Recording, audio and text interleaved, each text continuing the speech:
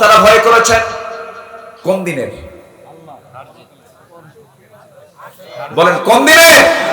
হারাজিতে ইয়াউমুত তাগাবুন। আল্লাহ সুন্দর করে বলছেন সূরাতুত তাগাবুনের 9 নম্বর আয়াত, ইয়াউমা ইয়াজমাউকুম লিয়াউমিল জামঈ যালিকা ইয়াউমুত তাগাবুন ওয়া মান ইউমিন বিল্লাহি ওয়া ইয়ামাল সালিহান يكفر عنه سيئاته ويدخله جنات تجري من تحتها الأنهار خالدين فيها أبدا ذلك الفوز العظيم جربنا الله أكبر سورة التغابن آيات نمبر 9 আল্লাহ রাব্বুল আলামিন বলেন বান্দা ওই দিন তোমাদেরকে আমি একত্রিত করব যেদিন হলো হার জিতের দিন। সেদিন প্রকৃত হার জিত হয়ে যাবে।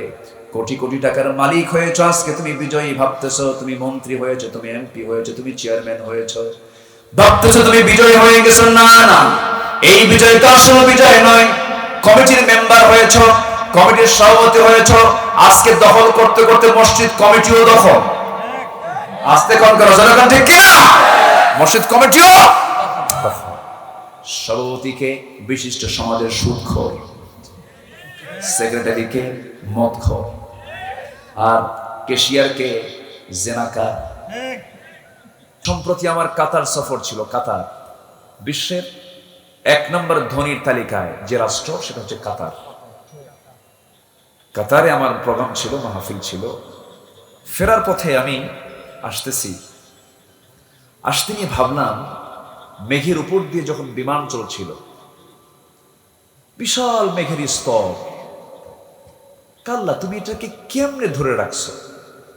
এটার ওজন কি নাই? অবশ্যই ওজন আছে, এরকম মনে হলো আমার। তো আমি একটু সায়েন্স নিয়ে একটু ঘাটলাম, দেখি যে সেখানে মেঘমালা নিয়ে বিজ্ঞানীরা বলতেছে কিউমুলাস নামে কিছু মেঘমালা আছে যার ওজন হলো 200 টন। আচ্ছা, কিউমুলিনাম্বাস নামে একটা মেঘমালা আছে যার ওজন হলো 10 লক্ষ টন। তাহলে এই যে 10 লক্ষ টন মেঘমালা ভাসমান রেখেছেন এই মহাকাশে, মহাশূন্যে কে? আসতে বলবেন না কে? এটা সায়েন্স বিজ্ঞান বলছে হালে এসে, আর কোরআন বলছে 1500 বছর আগে। তাহলে বিজ্ঞান কোরআন বিজ্ঞান থেকে নিল? কোরআন বিজ্ঞান থেকে নিল না বিজ্ঞান কোরআন থেকে চুরি করলো? বিজ্ঞান কোরআন থেকে চুরি করলো। আল্লাহ রাব্বুল আলামিন সূরা রাদের 12 নম্বর আয়াতে বলছেন, হুয়াল্লাযী ইউরীকুমুল বারকা খাওফান ওয়া তামআন ওয়া ইউনশিস সাহাবাত সিকাল। জোরে বলুন আল্লাহু আকবার। তিনি তোমাদেরকে বিদ্যুৎ দেখান ভয়ের জন্য, বিজলি দেখান, বিজলি হলো না। এই যে লাগামহীন বৃষ্টি হলো, কে দিলেন? আসতে বলবেন না কে দিলেন? আল্লাহ দিলেন। আবার আজকে কি সুন্দর প্রজ্বলিত সূর্যের তাপটা আমরা পেলাম। আল্লাহ রাব্বুল আলামিন বলেন, এই বিজলি দিয়েছি ভয় দেখানোর জন্য, আসার জন্য। আর আল্লাহ তাআলা বলেন, আমি আল্লাহ রাব্বুল আলামিন আকাশে উত্থিত করি ভারী ভারী মেঘমালা। যেরকম সুবহানাল্লাহ, ভারী ভারী মেঘমালা। বিজ্ঞান বলছে 200 টন, 10 লক্ষ টন এক একটা মেঘমালার ওজন। যেরকম সুবহানাল্লাহ। এরকম করে আমি যদি তথ্য দিতে যাই, ঘন্টার পরে ঘন্টা লেগে যাবে। বিজ্ঞান এবং কোরআন মিলে যায়। যেখানে মিলবে না ভাবতে হবে বিজ্ঞানের কিছু ভুল আছে, কোরআনের কোনো ভুল নাই। আমার বন্ধুগণ, একটু মনোযোগ দিয়ে আমরা কোরআনটা শোনার চেষ্টা করব। মহান রব্বুল আলামিন কোরআনে কারীমের ভিতরে যত বক্তব্য দিয়েছেন, প্রথম শুরু করেছেন তার প্রশংসা দিয়া, এরপর পরিচয় দিয়েছেন কোরআন দিয়া। কোরআনটা আমরা খুলবো, সঙ্গে সঙ্গে তার পরিচয় পেয়ে যাই। কোন কিতাবের পরিচয় পেয়ে যাই? যারা পারেন ঠোঁট মিলিয়ে মিলে আমার সঙ্গে আওয়াজ দিয়ে বুলন্দ আওয়াজে সবাই বলেন, আলিফ লাম মিম যালিকাল কিতাবু লা রাইবা ফীহি হুদাল লিল মুত্তাকিন। সূরা ইয়াসিন, যে সূরাটা আল্লাহ রাব্বুল আলামিন খুব দামি সূরা বলে সম্বোধন করেছেন, আল্লাহ রাব্বুল আলামিন সুন্দর করে সেখানে কোরআনের বর্ণনা আগে দিয়েছেন, ইয়াসিন ওয়াল কুরআনিল হাকীম ইন্নাকা লামিনাল মুরসালিন আলা সিরাতিন মুস্তাকিম। জোরে বলুন আল্লাহু আকবার। সূরা রহমান হলো আল্লাহর সূরা। কার সূরা? বাকি সূরা কার? হ্যাঁ, এই সূরাটা স্পেশাল আল্লাহর সূরা, কারণ জান্নাতবাসীদেরকে আল্লাহ রাব্বুল আলামিন সূরা রহমান তেলাওয়াত করে শোনাবেন। জোরে বলি সুবহানাল্লাহ। জান্নাতের মধ্যে এমন সুন্দর আসর হবে, জোরে বলুন আল্লাহু আকবার। আল্লাহ রাব্বুল আলামিন সেই সূরা রহমানের শুরুতে বলছেন আর রহমান, বলেন আর রহমান আল্লামাল কুরআন খালাকাল ইনসানা আল্লামাহুল বায়ান الشمس والقمر بحسبان والنجم والشجر يسجدان। জোরে বলি আল্লাহু আকবার। কোরআনের কথা আল্লাহ তাআলা আগে বলে দিয়েছেন, বান্দা এই কিতাবের ধারণা তুমি আগে নাও। আমি দেখেছি যেদিন আমার কোরআন তেলাওয়াত হয় না, সেদিন কেমন যেন শরীরটা ভালো চলে না। যেদিন আমার শুরুটা হয় কোরআন তেলাওয়াত দিয়ে, সেদিন আমার শরীরটা খুব চাঙ্গা থাকে। এটা আমার ব্যক্তিগত, আমার জীবনের অভ্যাস থেকে আমি বলছি। ঘুম থেকে উঠে আপনি কোরআন তেলাওয়াত করবেন, দেখবেন আপনি সারাদিন শয়তান আপনাকে ওয়াসওয়াসা দিতে পারবে না। সুবহানাল্লাহ বলেন। হয়তো ভাবছেন অনেকে, হুজুর আমি তো কোরআন পড়তেই পারি না। এটা আপনার ব্যর্থতা, এটা আপনার অযোগ্যতা, এটা আপনার অপূর্ণতা। কোরআন শিখতে হবে, জানতে হবে, মানতে হবে। এটা কি সুন্নত, নফল, মুস্তাহাব, মুবাহ, ওয়াজিব না ফরজ? বলেন কোরআন শেখা কি? নামাজ পড়া কি? নামাজ হবে না কোরআন না শিখলে, না পড়লে। যেটা না শিখলে নামাজই হয় না, সেই শেখার গুরুত্ব সবচেয়ে কম না বেশি? কোরআনের প্রথম হুকুম নামাজ না পড়া? বলেন নামাজ না পড়া? নামাজ পড়ো না কোরআন পড়ো? কোরআন পড়ো। যে মাদ্রাসার মাহফিল, সেই মাদ্রাসাটা কিসের মাদ্রাসা? কোরআনের মাদ্রাসা। যারা সাজিয়েছেন, আল্লাহ তুমি তাদের জন্য জান্নাতের বাগান সাজিয়ে দাও। জোরে বলি আল্লাহুম্মা আমিন। সবাইকে এরকম বাগান সাজাতে পারে? সাজাই তো না, বরঞ্চ চেষ্টা করে এটা বন্ধ করা যায় কেন? এরকম তো লোক এই এলাকায় নাই। বন্ধ করার লোক আছে না নাই? মাহফিল কেন, কি হয়েছে? মাহফিল আলোচনা হবে না কেন? নাশকতার আশঙ্কা আছে। আচ্ছা, এখানে কোনো নাশকতা আছে? কোনো কিলে আছে? যাত্রায় আসতে, যাত্রায় জুতা ফিকি, ঢেলাঢেলি, মারামারি, ছেঁড়াছেড়ি মাহফিলে আসতে পারে কেন? মাহফিল আছে, নাশকতা তো ওই জায়গায় থাকার কথা। যারা মাহফিল নিয়ে নাটক করতে চান, আপনাদেরকে জাহান্নামে যেতে হবে। কোরআনকে নিয়ে যারাই ষড়যন্ত্র করেছে, তারা ইতিহাসে আস্থা করে নিক্ষিপ্ত হয়েছে। মুসলমান, কোরআন ছিল, আছে, থাকবে। তুমি থাকবে না। কোরআন ছিল, আছে, থাকবে। ইসলাম ছিল, আছে, থাকবে। আমি আপনি কেউ থাকবো না। সব একদিন বিদায় নেব। অহংকার কিসের? কি প্রাউড! যখন দেখবেন কারো ভিতরে অহংকার ঢুকে গেছে, ভাববেন ওর পতন খুব অল্প সময়ে হয়ে যাবে। আপনি যদি অহংকারী হন, আপনি ভাববেন যে আমার নিশ্চিত পরাজয়ের সামনে অপেক্ষা করছে। অহংকার কখনো বান্দা দেখাতে পারে না। অহংকার কার যোগ্যতা? আস্তের অহংকার করার যোগ্যতা কার? যার আকাশ, তার অহংকার করা যেতে পারে, তিনি অহংকার করতে পারেন। কিন্তু আপনি আকাশের নিচে থেকে আপনার অহংকার কিসের? আল্লাহ কোথায় বলেন, বলেন আল্লাহ কোথায় আছেন? অনেকে চিন্তা পড়ে গেল, হুজুর কি প্রশ্ন করলেন? আল্লাহ কোথায় আছেন? আল্লাহ নির্দিষ্ট একটা আসন তো আছে, একটা আয়াত আছে না, আয়াতুল কুরসি, গদির আয়াত। কিসের আয়াত বলেন? গোটা পৃথিবীতে 228টি রাষ্ট্র, এর মধ্যে প্রত্যেক দেশে সবচাইতে বড় সমস্যা হলো গদি সমস্যা।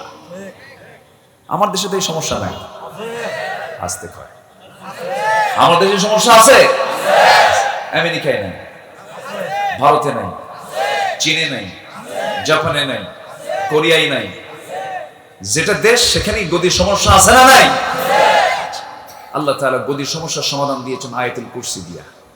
আর আমরা আয়াতুল কুরসি পড়ি হলো জিন ভূত তাড়ানোর জন্য। আমরা আয়াতুল কুরসি তাড়াই জিন ভূত তাড়ানোর জন্য। আর আয়াতুল কুরসি আল্লাহ তাআলা দিয়ে আয়াতুল কুরসি দিয়েছেন গদি নিরাপত্তা নিশ্চিত করার জন্য। গদি পৃথিবীর কারো নয়, গদি একমাত্র আল্লাহ তাআলা। ক্ষমতা কার? আল্লাহ। আল্লাহ রাব্বুল আলামিন তিনি কোথায় আছেন, তার আসনটা কোথায়, সবার জানা আয়াত আমার সঙ্গে মিলিয়ে মিলিয়ে পড়েন, সব পেয়ে যাবেন।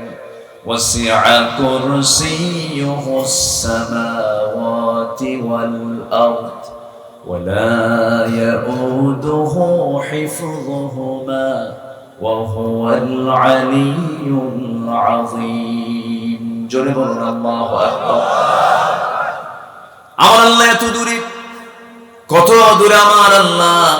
একটু কান লাগাবেন, মনোযোগ দিয়ে শুনবেন। আমরা কত ক্ষুদ্র একটা মানুষ, আমরা ক্ষুদ্র কত মাখলুক, দেখেন কত ছোট এই পৃথিবী। যে পৃথিবীতে আমরা বসবাস করছি, এই পৃথিবীর চাইতে সূর্য হলো 13 লক্ষ গুণ বড়। সুবহানাল্লাহ। কত লক্ষ গুণ? 13 লক্ষ গুণ বড়। এই সূর্যের চাইতে ব্যাটিল জুইস একটা তারকা আছে, যে তারকাটা সূর্যের চাইতে 33 কোটি গুণ বড়। একটা তারকা শুধু 33 কোটি গুণ বড়। এরকম কোটি কোটি তারকা নিয়ে আল্লাহ তাআলা একটা গ্যালাক্সি তৈরি করেছেন। Proxima Centauri, Alpha Centauri, Betelgeuse, Adhara, এই সমস্ত তারকাগুলো কোটি কোটি তারকা আল্লাহ রাব্বুল আলামিন মহাশূন্যে ঝুলিয়ে রেখেছেন। এক একটা গ্যালাক্সির ভিতরে 500 বিলিয়ন করে তারকা রেখে দিয়েছেন। 500 বিলিয়ন, মিলিয়ন না কিন্তু, 500 বিলিয়ন। কোটি কোটি গ্যালাক্সি মহাশূন্যে আছে। এই মহাশূন্যের কথাটাই শুধু বললাম। মানুষ চাঁদের দেশে গেছে 70 দশকে। নীল আর্মস্ট্রংরা চাঁদের দেশ সফর করেছেন, সেখানে তারা চাঁদের মধ্যে ফাটা চিহ্ন দেখতে পেয়েছেন, কালেমা পড়ে মুসলমান হয়ে গেছেন। ফাটা চিহ্ন আসলো কেন? কারণ নখের ইশারায় ফেটেছেন মুহাম্মদ সাল্লাল্লাহু আলাইহি ওয়াসাল্লাম। ইনশাক্কাল কামার। আমার নবীজি কত বড় বিজ্ঞানী ছিলেন। মানুষ চাঁদের দেশে গেছে, সূর্যের দেশে যেতে পারছে নাকি? যেতে পারে নাই। এখন এই লোকগুলো যদি ভাবে চাঁদ দেখলাম, একটু তারকা দেখতে যাব, পৃথিবীর সবচেয়ে নিকটবর্তী চাঁদ, পৃথিবীর সবচেয়ে নিকটবর্তী তারকা হলো প্রক্সিমা সেন্ট্রাই। প্রক্সিমা সেন্ট্রাই যদি কেউ যেতে চায়, বর্তমান দুনিয়ার সবচেয়ে দ্রুতগামী নভোযান হলো, যানবাহন না কিন্তু নভোযান। নভোযান হচ্ছে অ্যাপোলো 11।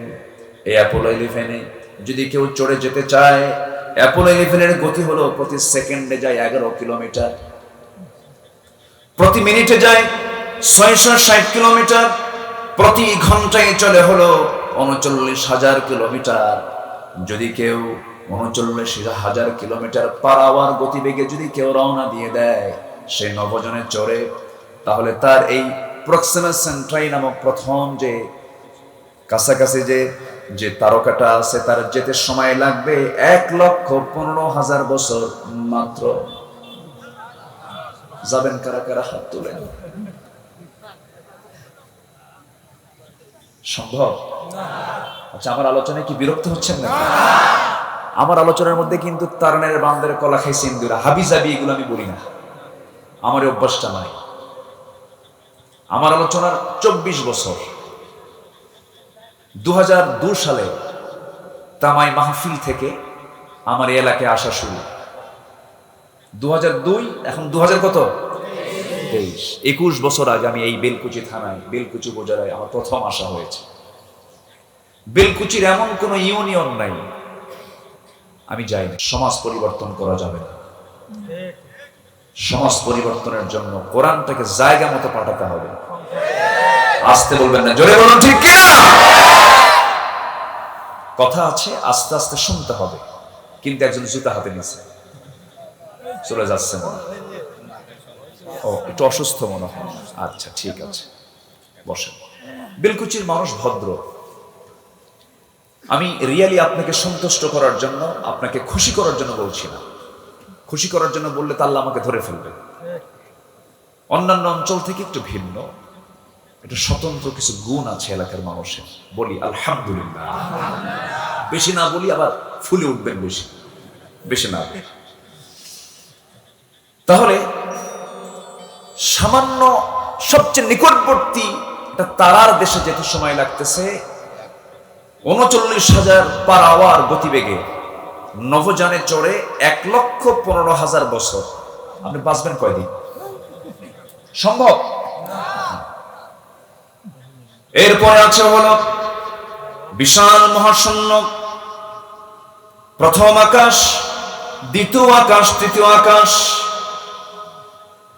পঞ্চম আকাশ, ষষ্ঠ আকাশ, সপ্তম আকাশ। একটা আকাশ থেকে আরেকটা আকাশের দূরত্ব কত, একটা আকাশ থেকে আরেকটা আকাশ কত বড়, এই সমস্ত বিশাল বর্ণনা রাসূল তার হাদিসে দিয়েছেন। লম্বা কথায় যাব না। এত বিশাল মহাশূন্য, 7টা আসমানের উপরে, আর আল্লাহ তাআলা আরশে আজিম, আল্লাহ তাআলা সেখানে সমাসীন আছেন। আর রহমানু আলাল আরশি ইস্তাওয়া, সেখানে তিনি সমাসীন আছেন। সেখান থেকে তিনি সব কিছু অবজার্ভ করছেন, দেখছেন।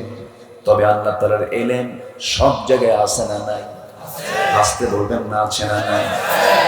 আমি এখানে কথা বলছি, এই যে এতগুলো ক্যামেরা আমার রেকর্ড করতেছে, এই ক্যামেরাগুলো বানিয়েছে কারা বলেন? মানুষ বানিয়েছে। সেই মানুষকে বুদ্ধি দিয়েছেন কে? জ্ঞান দিয়েছেন কে? আর আল্লাহ তাআলা জ্ঞান দিয়ে বলছেন, ও বান্দা, আমি তোমাকে যে জ্ঞানটা দিয়েছি, ওমা উতিতুম মিনাল ইলমি ইল্লা কালিলা, সামান্যতম জ্ঞান আমি তোমাকে দিয়েছি, খুবই নগণ্য জ্ঞান দিয়েছি। তাই দিয়ে যে ভিডিও ধারণ করছে, রেকর্ড করছে, লাইভে গোটা দুনিয়া সাপ্লাই হয়ে যাচ্ছে। আগামীকালকে কোটি কোটি মানুষের মাঝে রেকর্ড গুলো চলে যাবে। মানুষের দ্বারা যদি এমন রেকর্ড করা সম্ভব হয়, আমার আপনার রেকর্ড করার জন্য মনে হয় আল্লাহর কোনো ক্যামেরাই নাই। আছে? মনে অসল হয়ে গেছে, ব্যাকডেটেড, আগের কিছু। আমার আল্লাহর প্রযুক্তি আরো উন্নত মানের।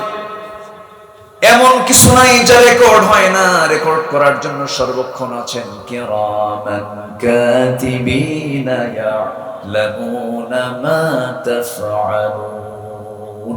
জোরে বলি আল্লাহু আকবার। আল্লাহ তাআলা আমাকে কত সুন্দর করে বানালেন, বানিয়ে বলছেন, বান্দা শোনো, হার জিতের জন্য একটা দিন আমি তোমার জন্য রেখে দিয়েছি। ওই দিনটাই হলো মূলত হার জিতের দিন। হেরে যাবে না হয় জিতে যাবে, সেই দিনটাই হলো আসল দিন। সেই হার জিত নামে একটা সূরা আজকে তেলাওয়াত আমি করেছি। সেই সূরাটার নাম হলো সূরাতুত তাগাবুন। সূরাতুত তাগাবুন, তাগাবুন মানে হলো হার জিতের সূরা। কিসের সূরা? হার জিত, হেরে যাওয়া না হয় জিতে যাওয়া। সেটা কি দুনিয়ার হারা জেতা না হাসরের দিন? কিসের দিন বলেন? হাসরের দিন। আমার আল্লাহ আমাকে বানিয়েছেন, তিনি আবার আমাকে মৃত্যু দিবেন, আবার আমাকে জিন্দা করবেন, আবার আল্লাহর মুখোমুখি হতে হবে। এতে কোনো সন্দেহ আছে নাকি?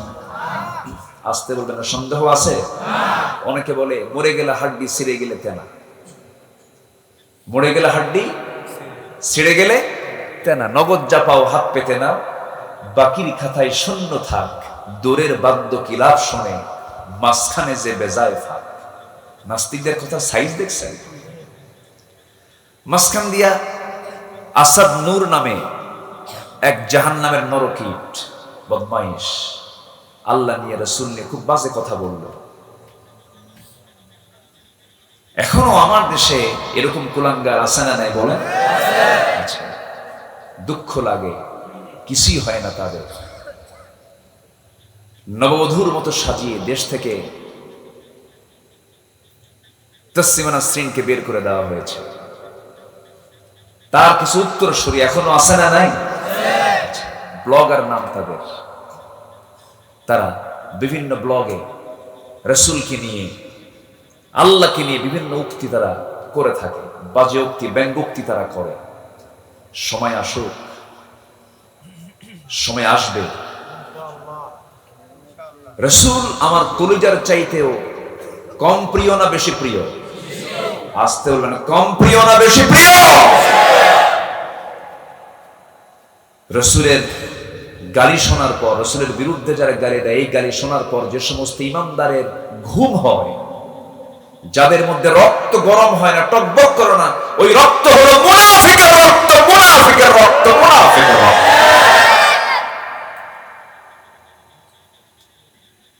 রাসূলকে যারা গালি দেবে, সেদিন আমার বাপও হয়, ছাড়বো না।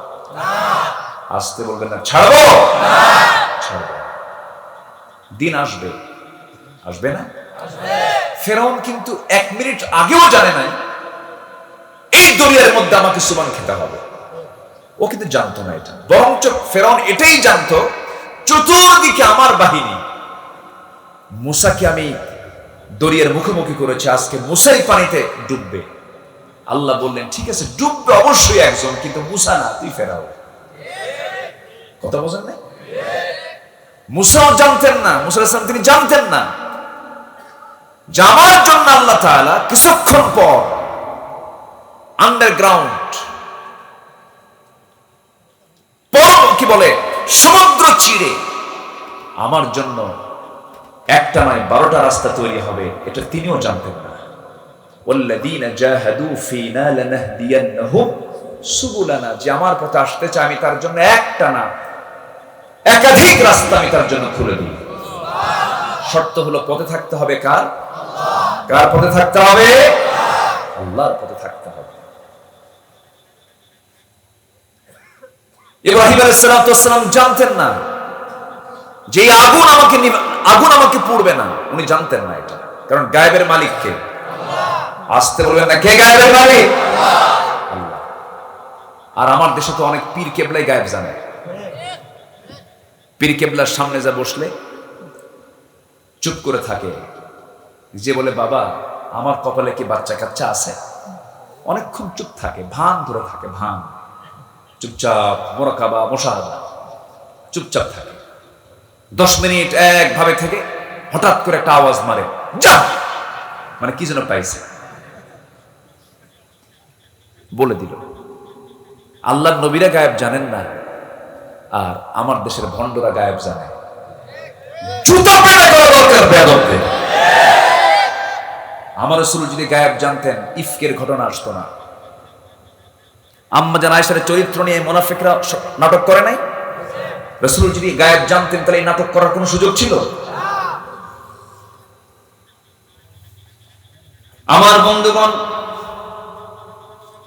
আখিরাতের বিশ্বাস যার আছে, নবীর প্রতি বিশ্বাস যার আছে, জন্ম আমার হয়েছে, মৃত্যু হবে, আবার আমার জিন্দা হতে হবে, এতে কোনো সন্দেহ নাই। আমি জিন্দা হয়ে কার সামনে হাজির হব?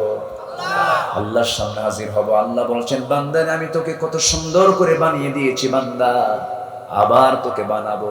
প্রথম বানানটা কঠিন না দ্বিতীয় বানানটা কঠিন?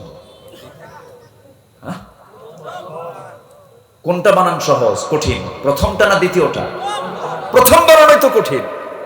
আল্লাহ আমাকে প্রথমবার বানাইছে, এটা যদি পারেন তিনি কি দ্বিতীয়বার বানাতে পারেন না?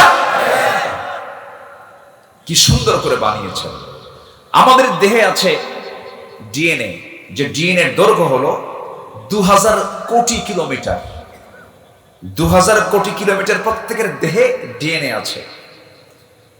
পৃথিবী থেকে সূর্য পর্যন্ত 50 বারেরও বেশিবার আসা যাওয়া করা যাবে, এমন ডিস্টেন্স হচ্ছে আমাদের দেহের ডিএনএ। আল্লাহু আকবার। আমাদের দেহে যে কোষগুলো আছে, এই কোষের সংখ্যা হলো 37.2 ট্রিলিয়ন। সেন্সরি রিসেপ্টর আছে হলো 110 মিলিয়ন। লোহিত রক্তকণিকার বিসি আছে হলো 30 ট্রিলিয়ন। শুধুমাত্র মস্তিষ্কের নিউরন সংখ্যা হলো 100 বিলিয়ন। সুবহানাল্লাহ বলবেন না? কয়জন মানুষের কথা বলতেছি? আমি, আমার, আপনার। সম্মানিত ভাইয়েরা, দেহে মোট ব্লাড ভেসেল, রক্তের যে ভেসেল, এটার দৈর্ঘ্য হচ্ছে 42 বিলিয়ন, যা 97,000 কিলোমিটার লম্বা। আল্লাহু আকবার। সামান্য 1.5 হাত ইয়ারফোন পকেটে রাখলে পরে, তারওয়ালা ইয়ারফোন পকেটে রাখলে কিছুক্ষণ পর টান দিলেই জোড়া লাগে, প্যাঁচ লাগে। আর 97,000 কিলোমিটার লম্বা ব্লাড ভেসেল, কোনোদিন প্যাঁচ লাগে না। একটু আস্তে কর নাকি? সুবহানাল্লাহ। কি আস্তে গেলে নাকি ব্যাক গিয়ার মানে নাকি? শুনছি তো আমি বসে বসে, খুব ভালো বলে, আলহামদুলিল্লাহ। সুন্দর বাগান সুন্দর হোক, এটাই তো আমরা চাবো, তাই না?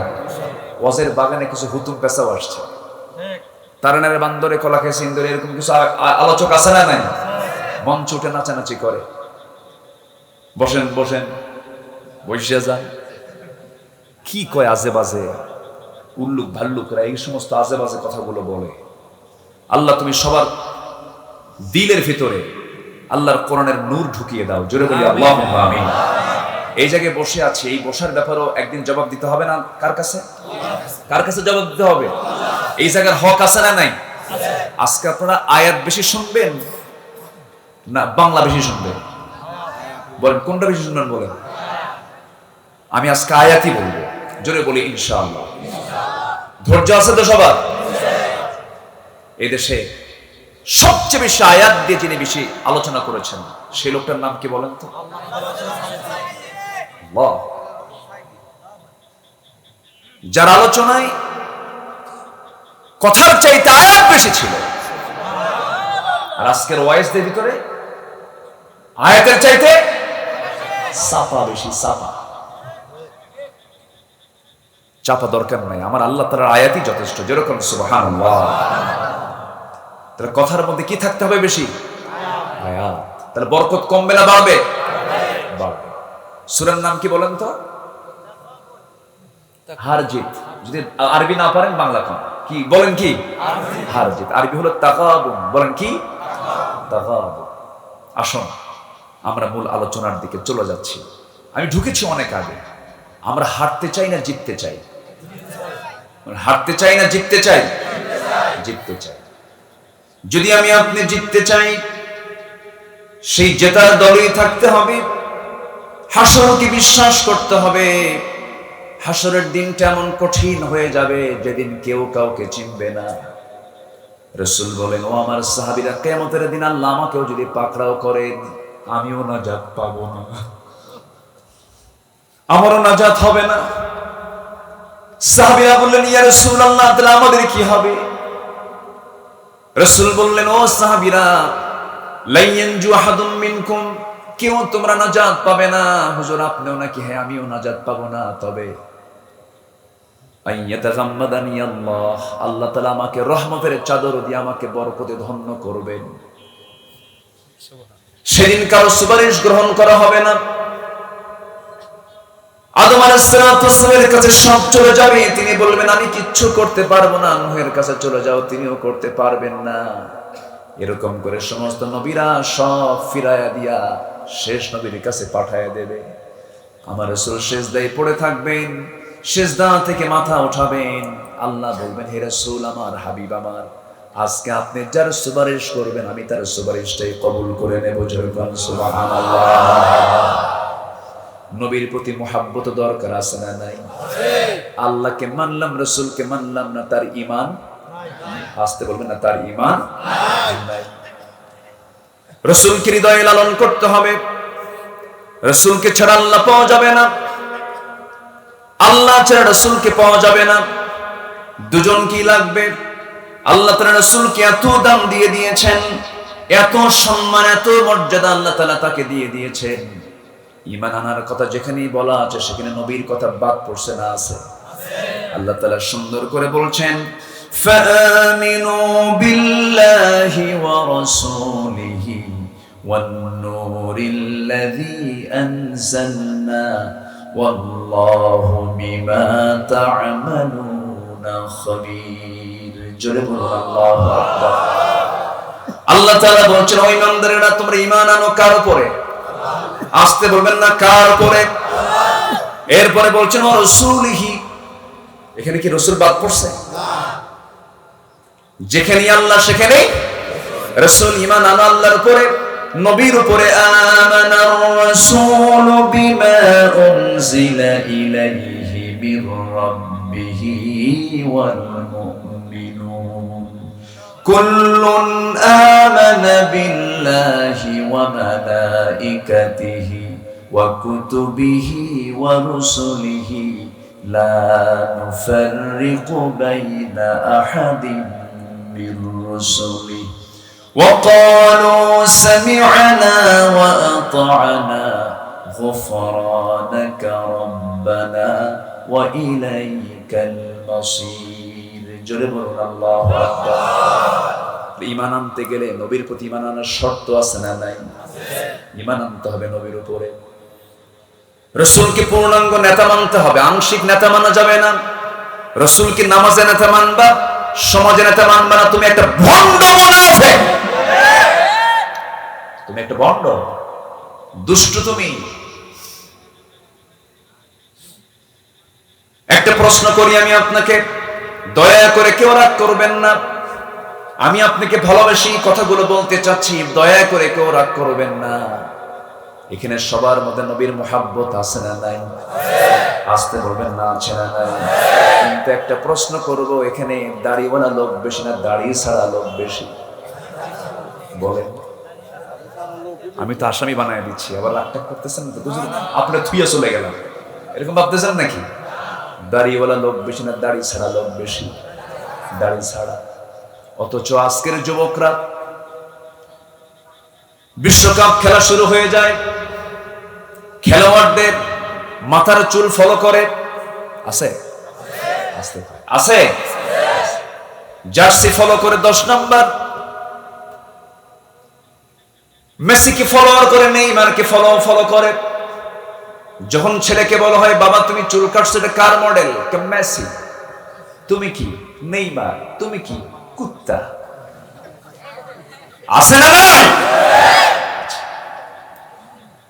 অথচ নবীর প্রতি মুহাব্বত নবীর প্রতি ভালোবাসা নবীর যদি ফলোয়ার আমরা হতে চাই আমার নবীর কোনো ফেসবুক আইডি নাই কিন্তু বিশ্বের ভিতরে সবচেয়ে জনপ্রিয় জান্নাতে যেতে দরকার আছে না নাই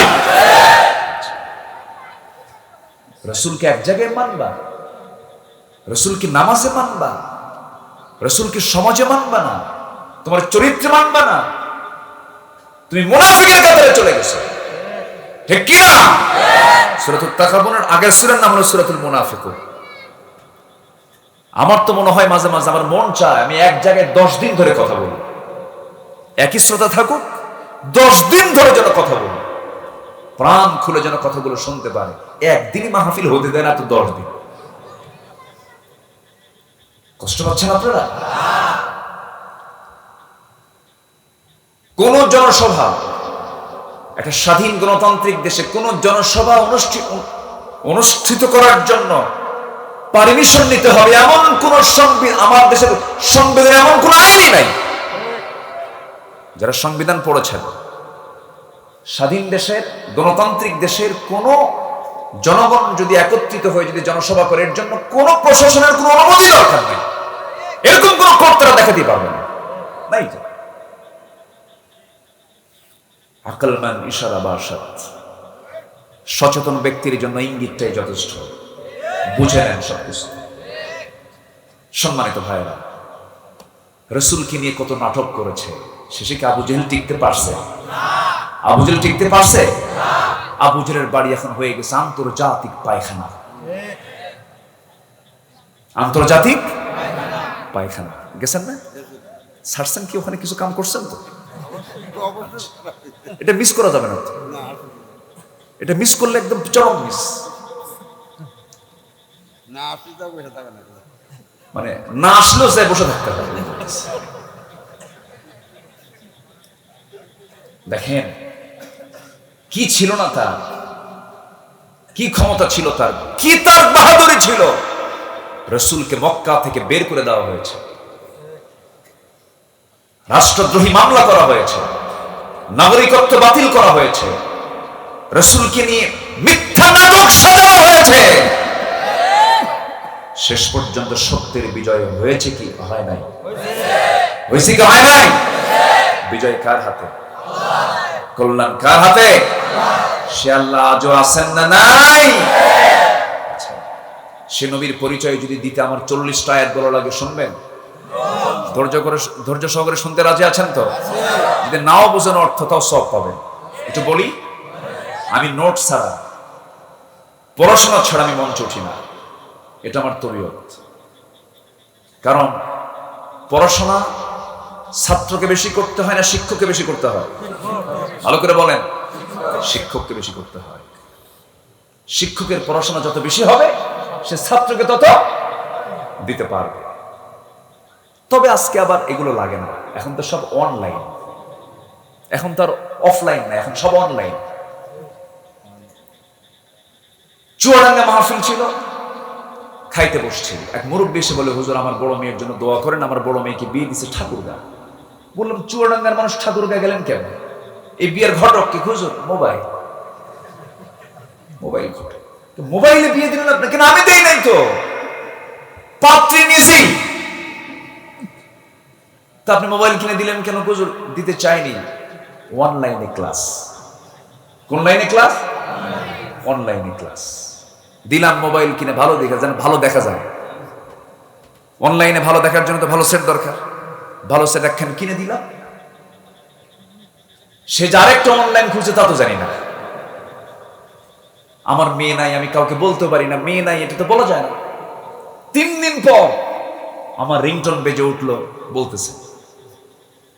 বলতেছে আব্বু আমরা খুব ভালো আছি। আমি কি হয়ে গেছে? আমরা হয়ে গেছে। মোবাইলের কি বরকত দেখে না, আমরা বানায় দেয়। যদি কোনো পিতা মনে করেন যে আমার মেয়ের বিয়ে হচ্ছে না, বিয়েটা কেমনে দেওয়া যায়, দয়া করে একটা করে মোবাইল কিনে দিয়ে বিয়ে হইয়া যাবে। কোন জিনিস কোন সময় ব্যবহার করতে হয়, এই নীতিমালাও থাকার দরকার আছে না নাই? আসতে বলবেন না, আছে না নাই?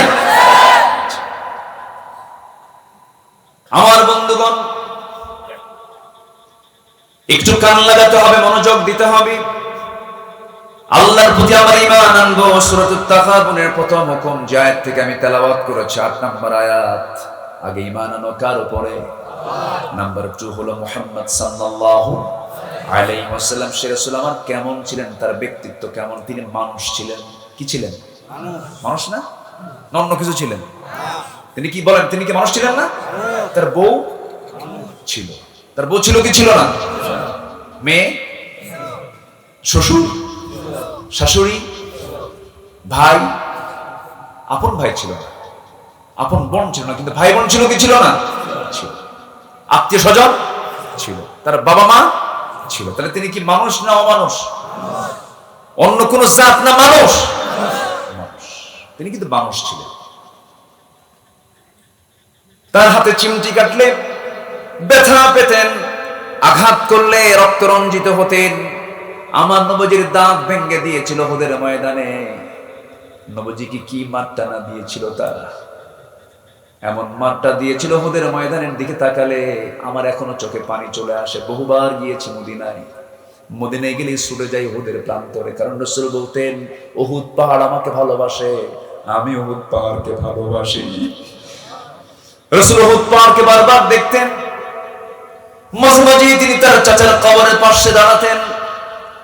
আমার নবীজির কলিজার টুকরা চাচা আমির হামজা সাইয়্যিদুশ শুহাদা, আমির হামজাকে যখন শহীদ করা হয়, কাফের মুশরিকরা শুধু তাকে মেরেই ফেলে নাই, মাথাটা ছিন্ন বিচ্ছিন্ন করে দিয়েছে, চোখ তুলে নিয়েছে, নাক কেটে নিয়েছে, কান কেটে নিয়েছে, হাত পা টুকরো টুকরো করেছে, বক্ষ বিদীর্ণ করে বুকের ভিতর থেকে কলিজা বের করেছে, লাশটা ছিন্ন বিচ্ছিন্ন করে রেখে দিয়েছে।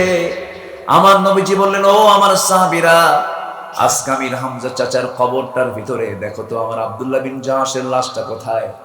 আব্দুল্লাহ বিন জাহাস যখন উহুদের ময়দানে রওনা দিয়েছেন, সেই সময় তিনি বলেছেন, আল্লাহ আমি যেন উহুদের ময়দান থেকে আর ফিরে না আসি, আমি যেন উহুদের ময়দানে গিয়ে শহীদ হয়ে যাই।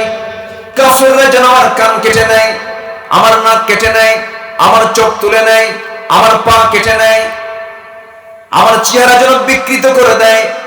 কিয়ামতের দিন আমি যখন তোমার সামনে চোখ ছাড়া, নাক ছাড়া, কান ছাড়া যখন তোমার সামনে হাজির হয়ে যাব, আল্লাহ তুমি সেই সময় আমাকে যখন প্রশ্ন করে বলবে, ও আব্দুল্লাহ তোর আজকে কান নাই, চোখ নাই, নাক নাই কেন, কি হয়েছে? সে সময় বলবো ফিমা যদি আনফু কদুনুক, তোর কেন কান নাই, কেন নাক নাই? সে সময় বলবো আল্লাহ তোমার জমিনে তোমার দিন কায়েম করতে গিয়ে কাফেররা আমার নাক কান কেটে নিয়েছে, তোমার জন্য আমি এটা করেছি। আল্লাহ বলবেন, ও আমার আব্দুল্লাহ আজকে কোনো হিসাব নেই, তোকে আমি সরাসরি জান্নাত দিয়ে দিলাম। যেরকম সুবহানাল্লাহ। আমার বন্ধুগণ, রাসূল কেমন ছিলেন? রাসূল মানুষ ছিলেন। কুল ইন্নামা আনা বাশারুম মিসলুকুম ইউহা ইলাইয়া আন্নামা ইলাহুকুম ইলাহুন ওয়াহিদ। সূরাতুল কাহফ আয়াত নাম্বার 110 সব লিখে নেন। তিনি ফেরেশতা ছিলেন না। কুল লা আকুলু লাকুম ইনদি খাযাইনুল্লাহি ওয়ালা আ'লামুল গায়বা ওয়ালা আকুলু লাকুম ইন্নী মালাক। তিনি বলছেন, ও আমার সাহাবীরা শোনো, আমি কিন্তু বলছি না আমি ফেরেশতা, আমি কি মানুষ, আমি গায়েবের কোনো খবর জানি না। আল্লাহ আমাকে যতটুকু জানান ততটুকুই জানি। গায়েবের মালিক কে? আল্লাহ। আসতে বলবেন না, গায়েবের মালিক কে? আল্লাহ। নাম্বার 3 পরিচয় হলো তিনি আল্লাহর দূত, তিনি আল্লাহর নবী। ইয়া আইয়ুহার রাসূল বাল্লিগ মা উনজিলা ইলাইক। সূরা মায়েদার 67 নম্বর আয়াত। রাসূল ছিলেন আল্লাহর দূত, অর্থাৎ তিনি দাঈ ছিলেন, তাবলীগের তিনি কাজ করেছেন, মুবাল্লিগ তিনি ছিলেন, দূত তিনি ছিলেন। নাম্বার 4 তিনি হলেন আল্লাহর রাসূল এবং প্রথম নবী না শেষ নবী? তারপরে কোন নবী আছে নাকি? আমার দেশে ভণ্ড নবীর কিছু মুরিদান আছে না নাই? আসতে বলবেন না, আছে না নাই? আমার দেশে কোন ফিতনাবাদ আছে? সব ফিতনা আছে না? সব ফিতনা নাই? আমার নবীর পরে কোন নবী আছে? অথচ আমার নবীর পরে ভণ্ড নবুয়তের দাবিদার তার কিছু অনুসারী আমার দেশেও কিছু আছে। তারা আন্দোলন করে, তারা মিছিল করে, মিটিং করে, তাদের উপাসনালয় আছে, তারা মসজিদ নাম দিয়েছে, মসজিদ নয় এটা, এটা উপাসনালয়। এগুলো আছে। আমার নবীর পরিচয় কি? খুব কমন আয়াত, খুব পরিচিত আয়াত। আমার নবীর পরিচয় দিতে আজকে প্রায় 50টা আয়াত আমি রেডি করেছি, একটু মনোযোগ দিয়ে শুনেন। মা কানা মুহাম্মাদুন আবা আহাদিম মির রিজালিকুম ওয়ালাকিন রাসূলুল্লাহি ওয়া খাতামান নাবিয়্যিন ওয়া কানা আল্লাহু বিকুল্লি শাইইন আলিমা। সূরাতুল আহজাব আয়াত নাম্বার 40। জয়তুন আল্লাহু আকবার। নাম্বার 5 হলো তিনি নিষ্পাপ, মাসুম, তার কোনো গুনাহ নাই। কার কথা? লিয়াগফিরা লাকাল্লাহু মা তাকদ্দামা মিন যামবিকা ওয়া মা তাআখার। জোরে বলি আল্লাহু আকবার। আল্লাহ তাকে কোনো গুনাহ দেন নাই, তিনি গুনাহ করেন না, তিনি নিষ্পাপ। জোরে বলি সুবহানাল্লাহ। আমি কোন নবীর নেতৃত্ব মানবো, কোন নেতার নেতৃত্ব মানবো যে নেতা বিড়ি খায়? আস্তে কয়। আজকে বিড়ি খাওয়া নেতা বেশি না বিড়ি খাওয়া নেতা কম? আরেকটা প্রশ্ন করি, এখানে যারা বসে আছেন, বিড়ি খাওয়া লোক বেশি না বিড়ি ছাড়া লোক বেশি? আরেকটা পেঁচে লাগাই দিলাম। হয়তো মনে মনে চিন্তা করছেন, কমিটির ভাইরা কোন হুজুরে নিয়ে আসেন বিড়ি খাওয়া বন্ধ করে দিচ্ছে, এরকম রাগ করতেছেন নাকি আপনারা? এদেশের মুসলমান যে পরিমাণ বিড়ি খায়, যে পরিমাণ নেশা করে, আমার মনে হয় এত নেশা। আমি একটা প্রশ্ন করব, আদম থেকে শুরু করে নিয়ে আমার রাসূল পর্যন্ত একজন নবী বিড়ি খেয়েছেন এমন একটা নবীর নাম কোন তো দেখে সাহস কইরা আছে? এই কাম কি কোন নবী করতে পারে? কোন কি টান মারে, এক টানে ধোঁয়া 3 তলায় পাঠায়। আসলে নাই, যা খাইলে পেটও ভরে না, যা খাইলে লাঞ্চ ভালো থাকে না। কেন দিয়েছো? ঘোড়াটা নেব না, ঘোড়াটা ফেরত নিয়ে নাও। ঘোড়াওয়ালা বলছেন, না আমি আপনাকে অকেজো ঘোড়া দেই নাই, ভালো ঘোড়া দিয়েছি, আপনার কাছে গিয়ে নষ্ট হয়ে গেছে। আমার সঙ্গে ফাইজলামি করো কেন? ফাইজলামি না আমিরুল মুমিনিন, যদি বিচারে চাইতে হয় চলুন আমরা দুজন বিচার প্রার্থী হয়ে আদালতে যাই। আইন কি সবার জন্য অসমান না সমান? আজকে সমান না সমান? এমনকি আইনের সুন্দর পরিবেশ কি সবাই দেখতে চান নাকি? সবাইকে দেখতে চান? আমার দেশে মানুষ বেশি না চোর বেশি? বলবো কথা, বলবো কথা। আমার বন্ধুগণ, সাইয়েদনা ওমর ফারুক, যিনি 40টা রাষ্ট্রের রাষ্ট্রপ্রধান, কয়টা রাষ্ট্র? 40টা রাষ্ট্রের রাষ্ট্রপ্রধান, এত বড় শাসক, অথচ তার পেছনে কোনো প্রটোকল লাগতো না, তার পেছনে কোনো লোক লাগতো না, তার জন্য কোনো প্রটোকলের কোনো পার্সন থাকা লাগতো না। তিনি একটা ছোট্ট লাঠি নিয়ে চলতেন, একাকী চলতেন। তার কোনো দরবার ছিল না, তার বড় কোনো প্রাসাদ ছিল না। ইসরায়েল থেকে, রোম পারস্যের বড় বড় নেতাগুলো বিভিন্ন জায়গা থেকে সফরে আসতো, খুঁজেই পেত না তার দরবারটা কোথায়, তার কি বলে কার্যালয়টা কোথায়, তার বড় অফিসটা কোথায়, অফিসে খুঁজে পেত না। একদিন এসে খুঁজতেছে ওমর ফারুক কোথায়, তার দরবারটা কোথায়। একজন বলল, দেখো তো ওই যে গাছের নিচে আছে নাকি। তিনি খালি গায়ে, নিজে বালিশ না পায়া, কোনো কিছু না করে তিনি বালুর উপরে শুয়ে পড়েছেন। লাঠিটাকে বালিশ বানায় তিনি নাক ডেকে ঘুমাচ্ছেন। জোরে বলুন আল্লাহু আকবার। কোনো পাহারাদারও নাই, কোনো গার্ডও নাই। গার্ডকে আসতে বলবেন না, কে? গার্ড ছাড়া আর প্রশাসন ছাড়া রাস্তায় নামো। আসতে কোন কেন? আসতে কোন কেন? জোরে কোন ঠিক কিনা? হযরত ওমর ফারুক রাদিয়াল্লাহু তাআলা আনহু একাকী চলতেছেন, কোন শত্রু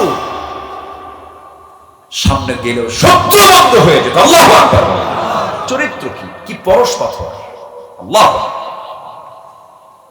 একটা সাধারণ ঘোড়া বিক্রেতা বলতেছে, চলো বিচার করব, আদালতে যাই। আমি তোমার এই টাকা আমি ফেরত নেব না, আমি ঘোড়াও নেব না ফেরত। তোমার কাছে ঘোড়া নষ্ট হয়ে গেছে। দেখছেন, ঘোড়াওয়ালাও কম না, খলিফা কম না। ওমর ফারুক মুস্কি হাসি মেরে বলতেছে, আচ্ছা ঠিক আছে চলো। দেখছেন, ক্ষমতার কোনো মিসইউজ নেই, চলো যাই। মূল আদালতে না, একটা মানে উপ আদালত আছে না, আদালতের হাইকোর্ট আছে, সুপ্রিম কোর্ট আছে, জেলা জজ আছে, দায়রা জজ আছে, আদালত আছে। একটা আঞ্চলিক আদালত কোর্টে তিনি গেলেন। ঢোকা মাত্রই আদালতের যিনি বিচারক দাঁড়ায় গেছে। ওমর ফারুক কেন এখানে? সালাম কালাম দিয়ে বলতেছে, আমি আপনি এই জায়গায় কেন? এটা বিচারের জন্য আসছে। কি বিচার? কামারি বিচার। ঘোড়া কিনছিলাম, টাকা দিছি, ঘোড়ায় চড়ছি, কয়েক মাইল গেছি, ঘোড়া নষ্ট, অকেজো। আমি ঘোড়া ফেরত দিতে চাই, ঘোড়া ফেরত নেয় না। ও বলে আমি টাকা ফেরত নেব না, আমি ঘোড়াও ফেরত নেব না, আমি টাকা ফেরত দেব না। আপনি এখন বিচার করেন। কাজী শুরাইহ ইবনুল হারিস আল কিন্দি রাহমাতুল্লাহ আলাইহি, আল্লাহু আকবার বলেন, যিনি আলীরও বিচার করেছেন, যিনি ওমরেরও বিচার করেছেন, কিন্তু রায় গেছে দুই খলিফার বিরুদ্ধে। আল্লাহু আকবার বলেন। খলিফার বিরুদ্ধে রায় দেওয়ার সাহস একমাত্র আল্লাহওয়ালাই রাখে, ঠিক কিনা বলেন? আল্লাহওয়ালা ছাড়া সঠিক বিচার কেউ করতে পারে? আল্লাহওয়ালা হতে হবে। যে পৃথিবীতে সবচেয়ে বড় আল্লাহওয়ালা, সেই লোকটাই হতে পারে বিচারপতির আসনে বসার যোগ্যতা রাখতে পারে। আর আজ গোটা পৃথিবীর আদালতগুলোতে বসে আছে চোর আর ডাকাতগুলো। আসতে বলবেন না, জোরে বলেন ঠিক কিনা? আল্লাহ তাআলা বলেছেন 7 শ্রেণীকে আমি আরশের ছায়ায় জায়গা দেব। 7 শ্রেণী। সাবআতু ইউযিল্লুহুমুল্লাহু ফি যিল্লিহি ইয়াওমুল লা যিল্লা ইল্লা যিল্লুহু। 7 শ্রেণীর মধ্যে 1 নম্বর তালিকা হলো যারা সঠিক বিচার করে। ইমামুন আদিল। তাহলে বিচারকের দাম সবচেয়ে কম না বেশি? একটা দেশেও বিচারকের মান সম্মান সবচেয়ে কম হয় না বেশি হয়? বেশি। বিচার যদি সঠিক না করো, তোমার সম্মান যেমন আছে, উপর করে জাহান্নামে ঢুকতে হবে তোমার সবার আগে, ঠিক কি না?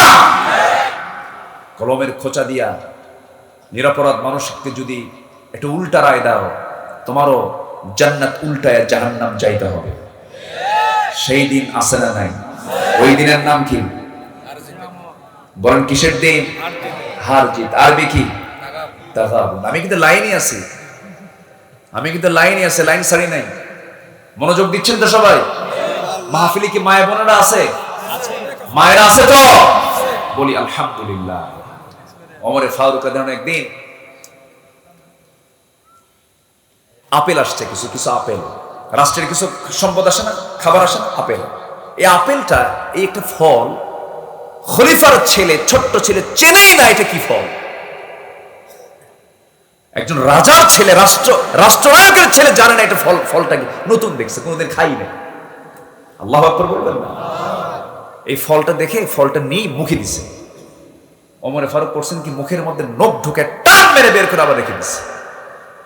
যা বাড়িতে যা। মার কাছে গিয়ে বলতেছে, আব্বা আমার মুখ থেকে ওই ফলটা টেনে বের করে থুয়ে দিছে, আমাকে খাইতে দেয় না।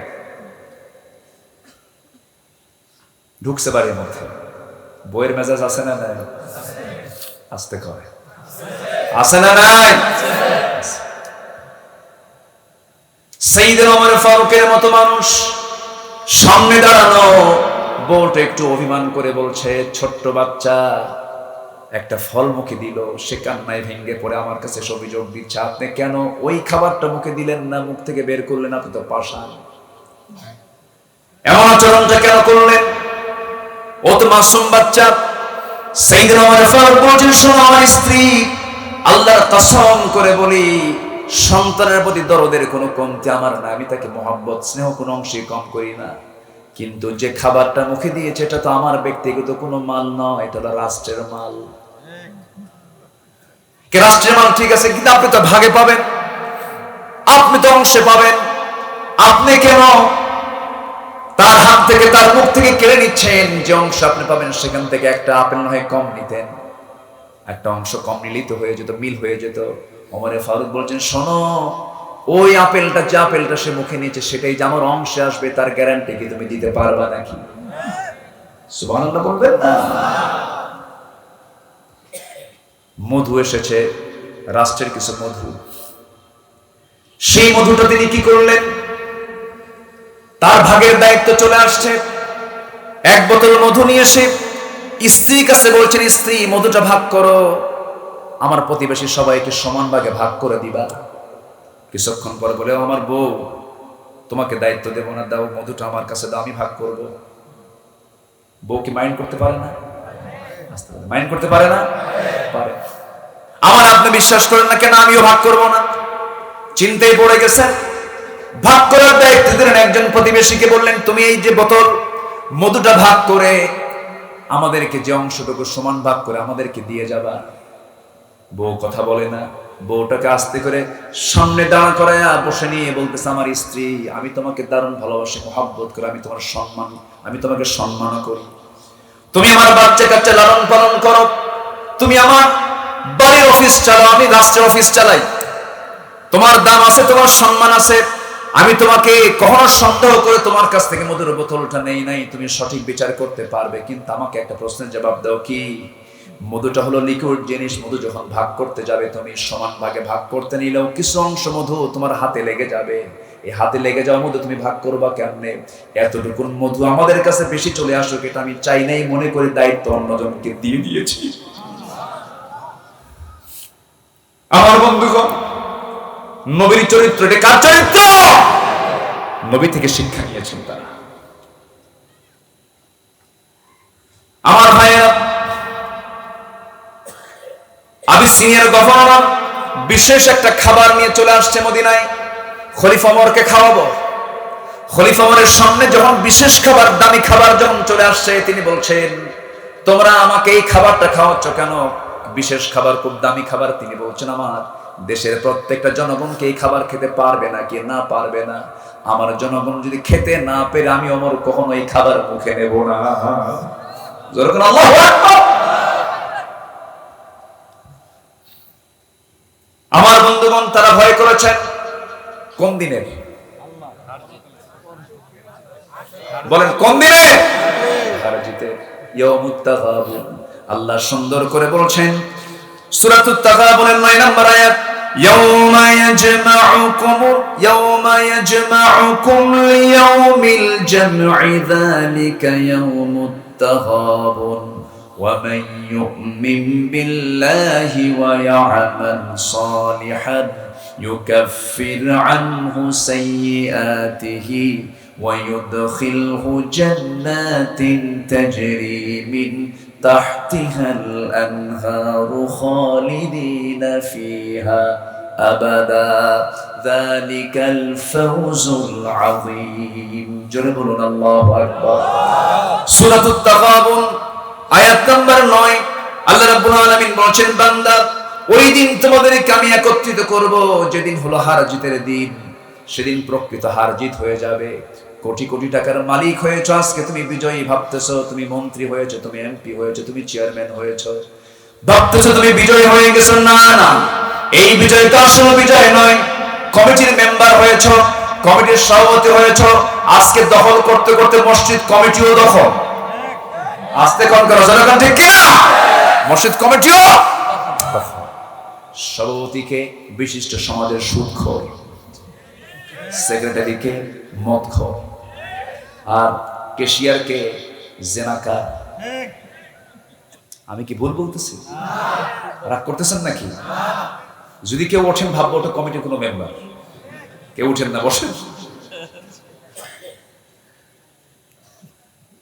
আমার ভাইরা সুদ খাওয়া কি আরো জোরে কম আরো জোরে আমার দেশে মনে হয় সুদ নাই বেলকুচির একদম নাই সুদ খায় কারা সুদ দেয় কারা সব তো অন্য ধর্মের লোক না তাহলে বিড়ি খাই আমরা সুদ খাই আমরা দাড়ি রাখি না আমরা নামাজ পড়ি না আমরা এইদিকে বলতেছে আল্লাহ মাফ করে দাও ঠেকা পড়ছে এরা করতেছেন নাকি আপনারা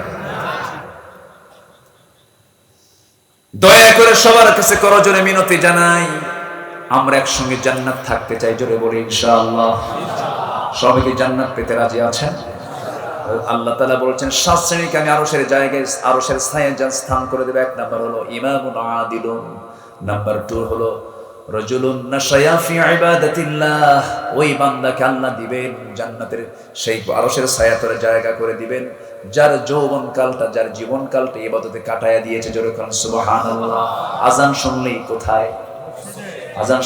কোথায় মসজিদে আযান শুনলেই মসজিদে রাজুলুন কলবুহু মুআল্লাকুম বিল মাসাজিদ মসজিদের বহুবচন মাসাজিদ যখন কোন বান্দার দিলটা লটকানো থাকে মসজিদগুলোর সাথে আজুগাড়া গেছি আজান হয়ে গেছে আজুগাড়া মসজিদ সয়দাবাদ গেছি আজান হয়ে গেছে সয়দাবাদ মসজিদ মুখন্দকাতে গিয়েছি আজান হয়ে গেছে মুখন্দকাতে মসজিদ আবার সমেশপুর চলে গেছে সমেশপুর যায় মসজিদ এরপরে বেতিল চলে গেছে বেতিল যায় মসজিদ এনায়তপুর চলে গেছে এনায়তপুর যায় মসজিদ সব শিবপুর চলে গেছে শিবপুর যায় মসজিদ খুকনি গেছে খুকনি যায় মসজিদ সবটা এলাকা বলেই দিলাম আপনার এলাকা না অন্য এলাকা তাহলে এখন বুঝে নেন যে কোন এলাকা আমার সেনাবাদ আছে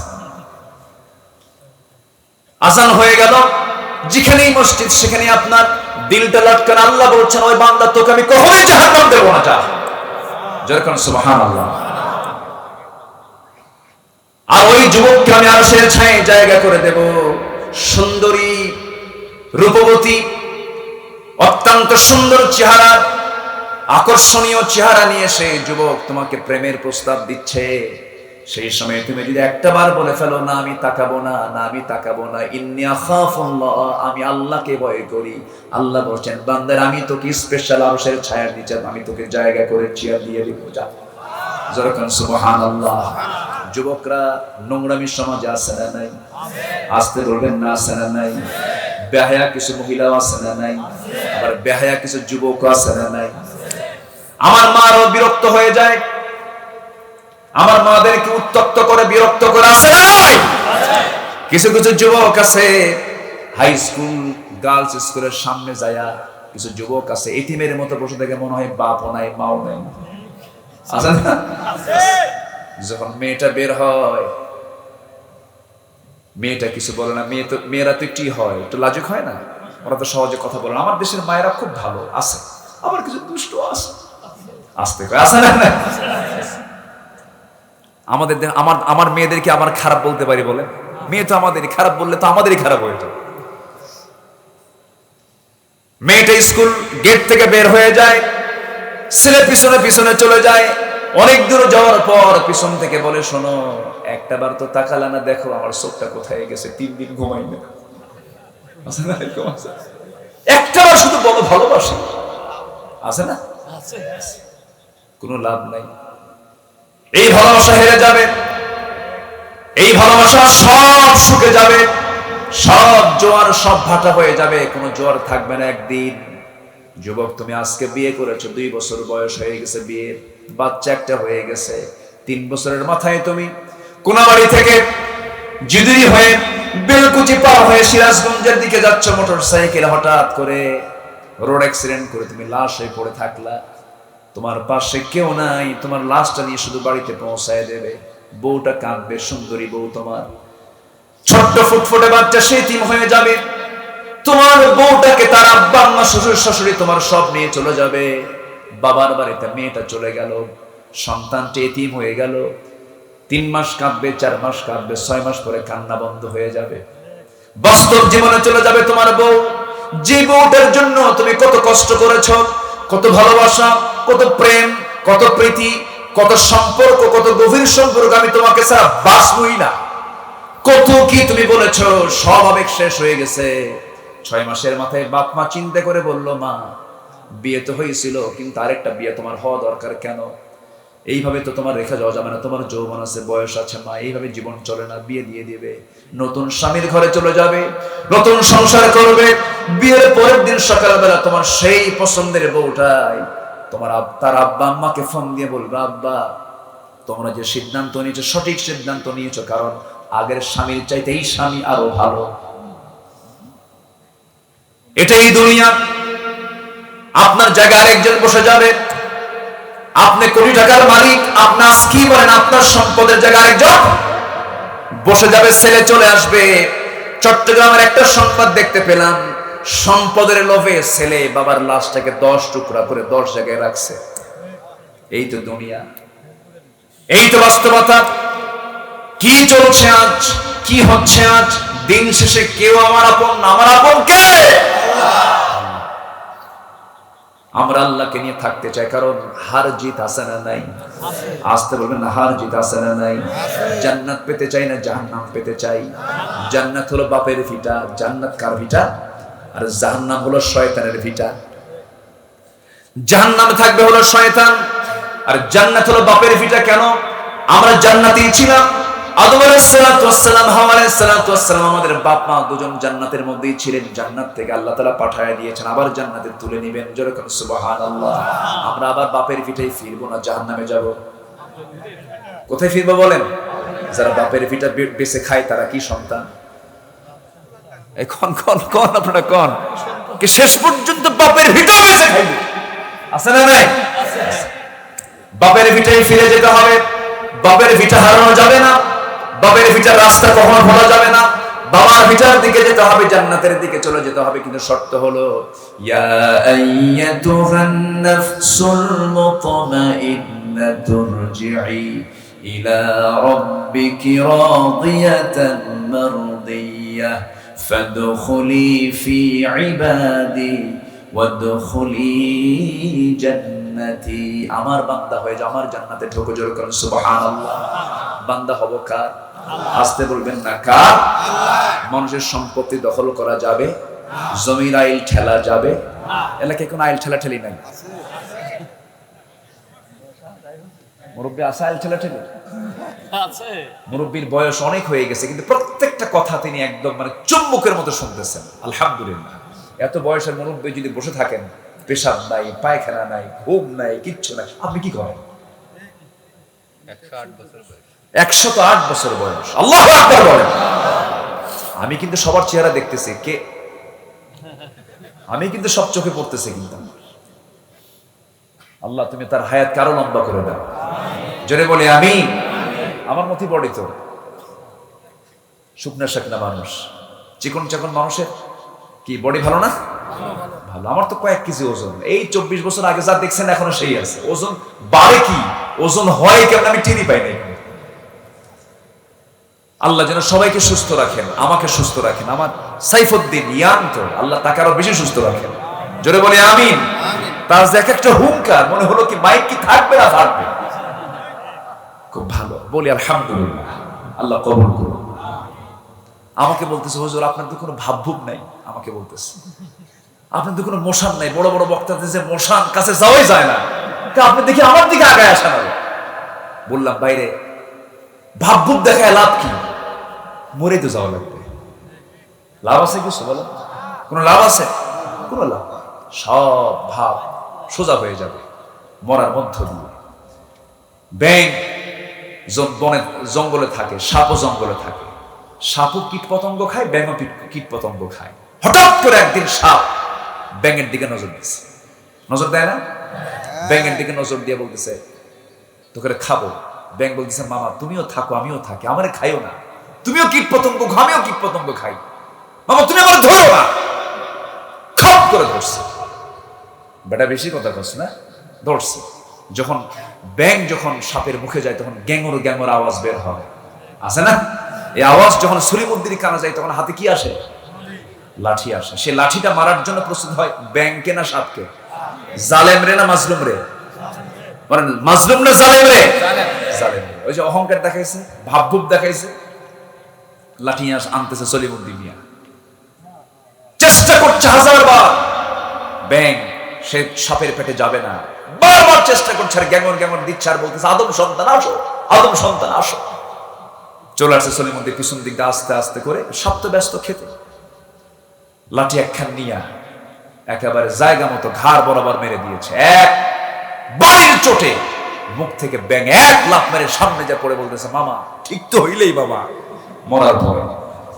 কিসের ভয়? মরার ভয়। বাহাদুরি দেখায় লাভ নাই, অহংকার দেখায় লাভ নাই। অহংকারের শাসন ফিরআউনকে চূর্ণ বিচূর্ণ করে দিয়েছে মুসলমান। নমরুদ টিকতে পারে নাই, হামান টিকতে পারে নাই। আধুনিক দুনিয়ার যারা নমরুদ সেজেছে, ফিরআউন সেজেছে, তারাও টিকতে পারবে না ইনশাআল্লাহ। বলে সেই দিন আসবে কিনা বলেন?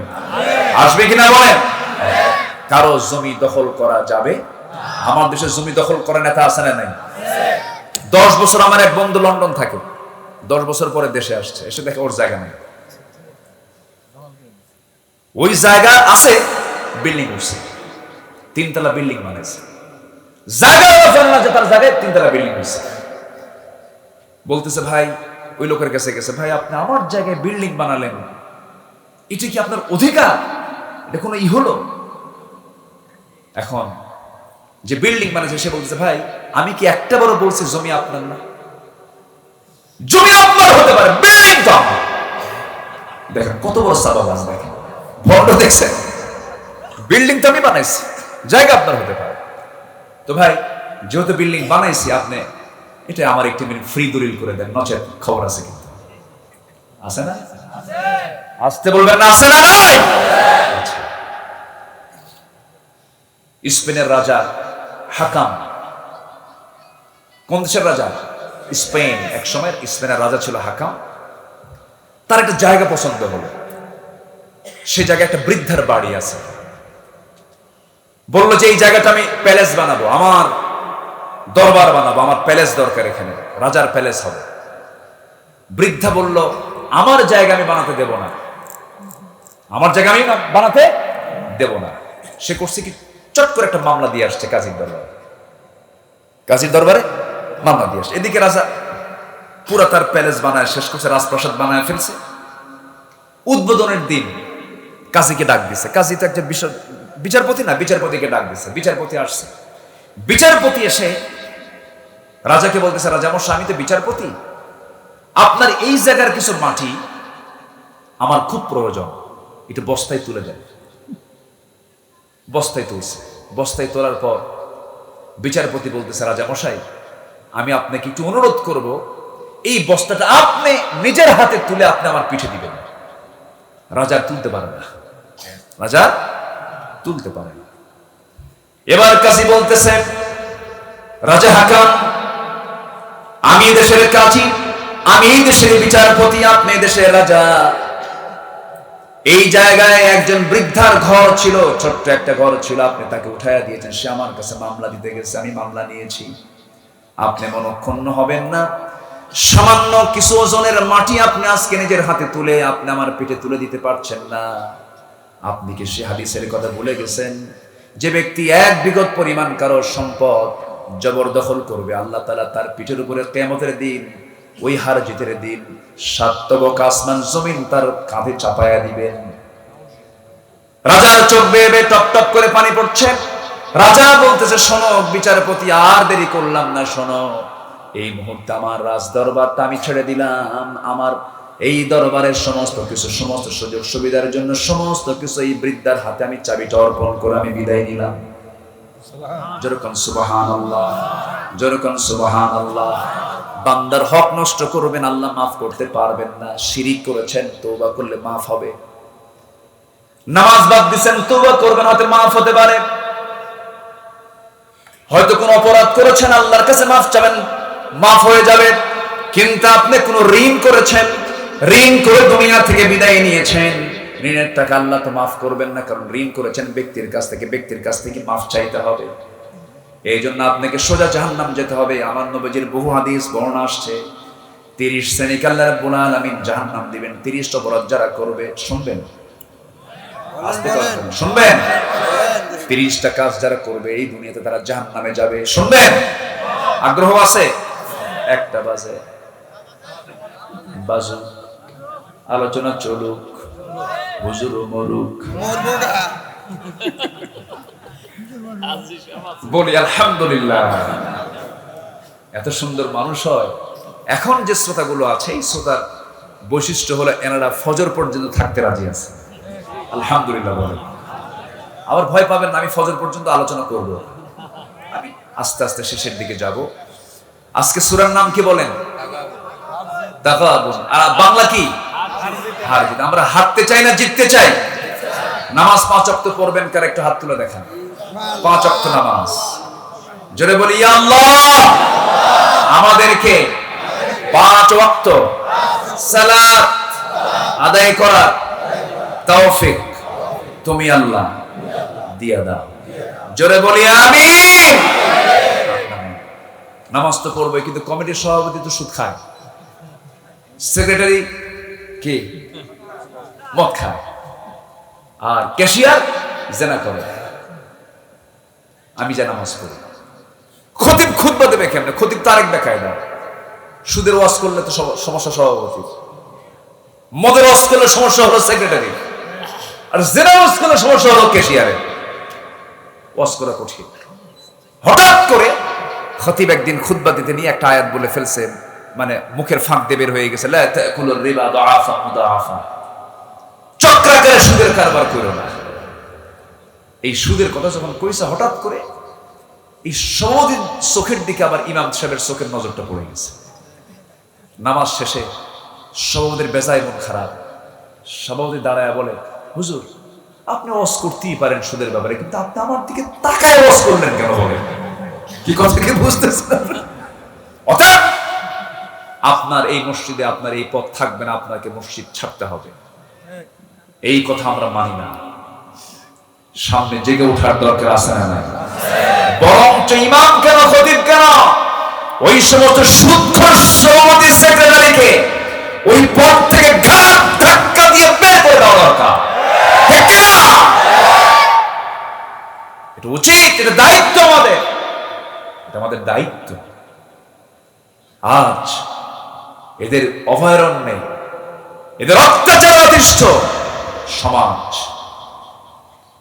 আজকে নাটক সিনেমায় কোনো সমস্যা নেই, যাত্রা হয়, কিছু বাপ অভদ্র আছে, বেয়াদব আছে, নিজের ষোড়শী মেয়েকে মঞ্চ উঠায় দিয়ে বলে মা নাচো, মেয়ে নাচে।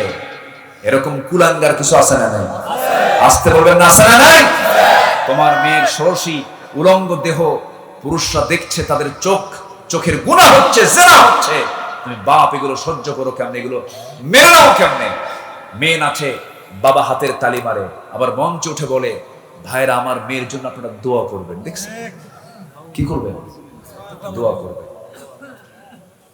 আবার এই নাট্যকার, এই সিনেমা যারা করে, নাচ গান যারা করে এরা আবার ওমরায় যায়, ওমরায় গিয়ে দোয়া করে, ওমরায় গিয়ে দোয়া চায়, ভাইরা আমার জন্য দোয়া করবেন, আমি ওমরায় আসছি, আমি যেন ওমরা থেকে ফিরে দেশে ফিরে যেন সিনেমার বাকি কাজ সম্পূর্ণ করতে। কয় শ্রেণী বলেন? আমি 30 মিনিট লাগবেন, আমি লাইন বাই লাইন, আজকে সময় তো নেই, বহু হাদিসের রেফারেন্স ছিল, আমি শেষ করতে পারতাম। মারা যারা মাহফিল আসছেন, মাদেরকে আমি অনুরোধ করব, হ্যাঁ মাদেরকে আমি অনুরোধ করবো, একটু কত কথা বলি বলেন, সময় তো চলেই যাচ্ছে। মাদের কি ওয়াজ হয়নি? এর মধ্যে কি মাদের ওয়াজ নাই? অবশ্যই তো আছে। আমার মা, আপনার জন্য আমার বড় আফসোস হয়, জান্নাতে যাওয়ার জন্য সবচেয়ে সহজ পুরুষের জন্য না মেয়েদের জন্য? কিন্তু জাহান্নামে যাবে কারা বেশি বলেন তো? মেয়েরা। মেয়েরাই বেশি জাহান্নামে যাবে। কেন যাবে? অন্যতম কারণ হলো এই সুন্দর চামড়া তো দেখাতে খুব ইচ্ছা তাদের, খুব দেখায়। শুধু যদি বলে, কোন পুরুষ যদি বলে আপা আপনাকে যা লাগছে না, উনি একদম ফুলতে ফুলতে প্রথম আকাশ পেয়ে যায়। আছে না নাই? কোন পুরুষ যদি আপনাকে বলে আপা আপনাকে যা লাগছে না, হাত একখান দেখায় বলবেন বেয়াদব, আপনি মুজাহিদের সওয়াব পেয়ে যাবেন। আল্লাহু আকবার বলেন। কিন্তু মেয়েরা প্রশংসা পেলে খুশি না বেজার? কিন্তু খুশি হতে হবে হলো স্বামী প্রশংসা করলে। অন্য কেউ প্রশংসা করলে তো খুশি হওয়া যাবে না। অন্য কারো খুশির প্রশংসার পাত্রী আপনি হতে পারবেন না, আপনাকে হতে হবে হলো স্বামীর প্রশংসার পাত্রী, ঠিক কিনা? স্বামী যদি বলে আমার স্ত্রী তুমি দেখতে কত সুন্দর, হ্যাঁ আপনি খুশি হতে পারেন। তুমি আমার চোখে পৃথিবীতে একমাত্র নারী, তুমি ছাড়া কোনো সুন্দরী নারী পৃথিবীতে নাই। পাম্পটি যা আছে দিবেন, সমস্যা বলবেন। নিজের বউ কিন্তু অন্যের বউ না। কি কথা কি বুঝতেছেন আপনারা? এখন সমাজে বেশি পছন্দ কি নিজের বউ না পরের বউ?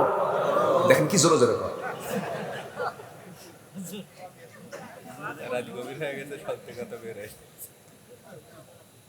পরের বউ পছন্দ হওয়া যাবে না।